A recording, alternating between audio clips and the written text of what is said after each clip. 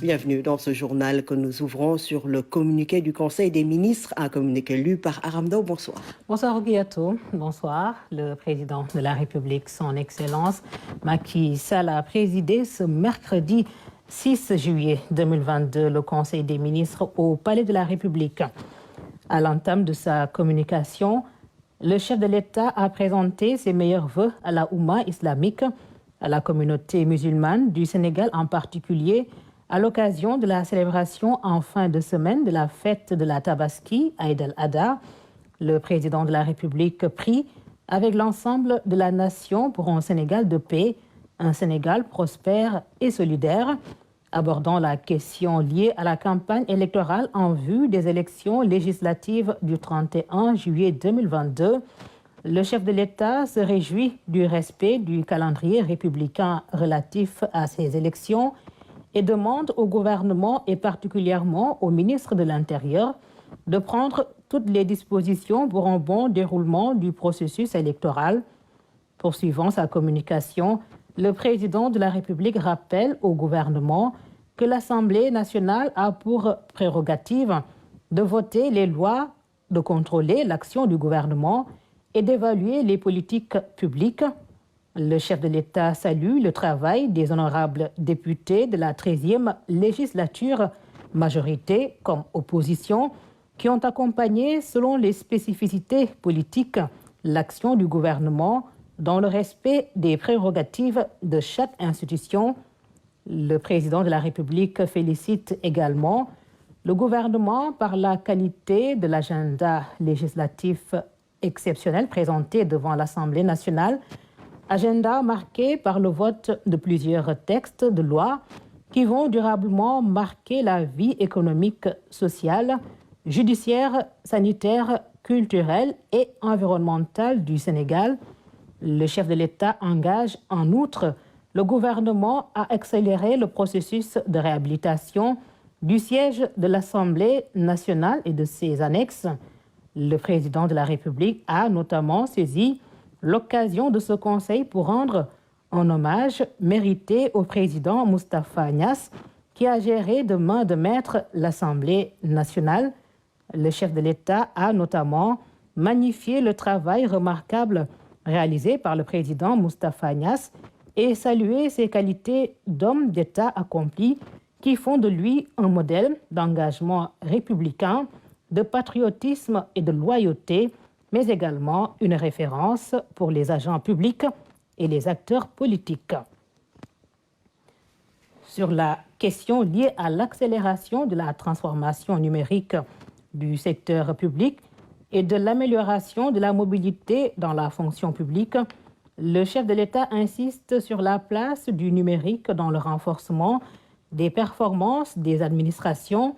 Le président de la République félicite à cet égard le ministre de la fonction publique et du renouveau du service public, le ministre chargé de l'économie numérique et Sénégal Numérique SA pour les avancées significatives notées dans la dématérialisation des actes administratifs avec le lancement de la plateforme de gestion intégrée des ressources, administration et fonctionnaires de l'État, Girafe 2. Le chef de l'État rappelle au ministre des Finances et du Budget l'urgence d'accentuer la transformation digitale intégrale de la chaîne fiscale ainsi que l'interopérabilité des systèmes d'information des finances publiques dans le cadre de la modernisation de la gouvernance foncière et financière de l'État. Le président de la République salue enfin la promulgation du projet de loi modifiant le statut général des fonctionnaires visant l'amélioration de la mobilité des agents publics. Sur le climat social, la gestion et le suivi des affaires intérieures, le président de la République a insisté sur les points suivants. Premier point, la signature du décret portant déclassement de 3 lots composés de 6 terrains du périmètre de reboisement de Malika pour le règlement du litige foncier de Gadaï. Deuxième point, l'écoute des jeunes des enseignements du Djoko spécial Akmaki et du suivi-évaluation des engagements. À ce titre, le chef de l'État est revenu sur la séance spéciale de rencontre tenue le jeudi 30 juin 2022 au Palais de la République avec la participation de 300 jeunes venant des 46 départements du pays. Le président de la République demande aux ministres sectoriels concernés de prendre immédiatement en charge les engagements pris lors de cette rencontre en matière de désenclavement, d'électrification, de réalisation d'infrastructures sanitaires, scolaires, culturelles, sportives et de formation professionnelle, mais également d'ouvrages d'assainissement, de lutte contre les inondations, hydrauliques et socio-économiques de base. Le chef de l'État demande enfin au ministre des collectivités territoriales, du développement et de l'aménagement des territoires et au ministre de l'Emploi, de la formation professionnelle, de l'apprentissage et de l'insertion de faire régulièrement, chaque semaine, le monitoring des engagements issus des séances de Joko Akmaki, particulièrement en matière de développement territorial, de formation, de financement et d'emploi. Troisième point, l'insertion des personnes handicapées diplômées dans la fonction publique. À cet effet, le président de la République invite le ministre de la fonction publique et le ministre des Finances et du Budget en particulier à accélérer les procédures nécessaires à l'exécution rapide d'un plan spécial de recrutement de personnes handicapées diplômées dans la fonction publique selon un quota déterminé. Le chef de l'État a clos sa communication sur son agenda diplomatique et sur le suivi de la coopération et des partenariats. Au titre des communications. Le ministre secrétaire général de la Présidence de la République a fait le point sur le suivi des directives et instructions présidentielles. Le ministre des Finances et du Budget a fait une communication sur la préparation du sommet des chefs d'État et de gouvernement pour une mise en œuvre des ressources de la 20e reconstitution des fonds de IDA 20 du groupe de la Banque mondiale. Le ministre de la Santé et de l'Action sociale a fait une communication sur les réformes dans le secteur de la santé et de l'action sociale. Le ministre de l'Agriculture et de l'Équipement rural a fait une communication sur la situation pluviométrique et sur le suivi de la campagne agricole. Le ministre de l'Économie numérique et des télécommunications a fait une communication sur le Fonds de développement du service universel des télécommunications FDSUD. Le ministre auprès du président de la République en charge du suivi du plan Sénégal émergent a fait une communication sur le projet phare Agropole Centre.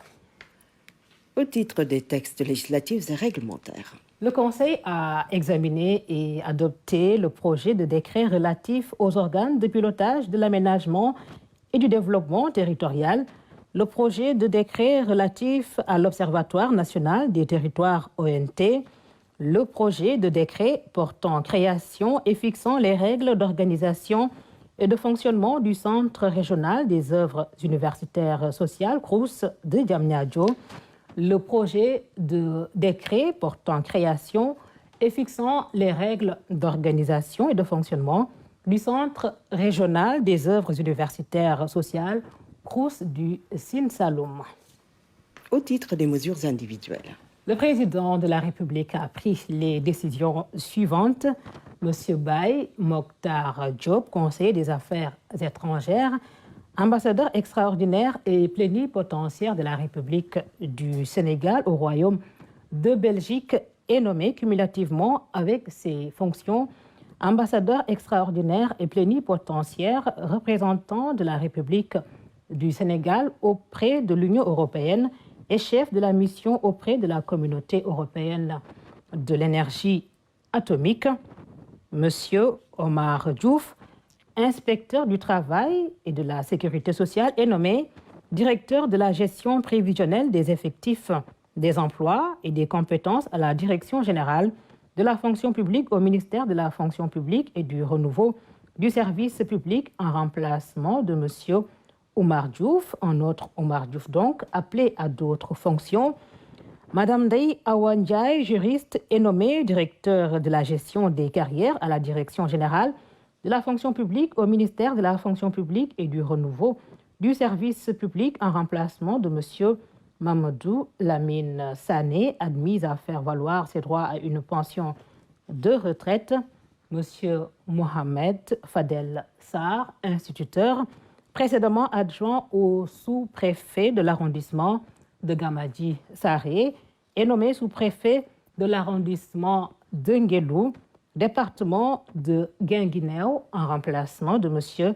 Ibrahima Sarr, admis à faire valoir ses droits à une pension de retraite.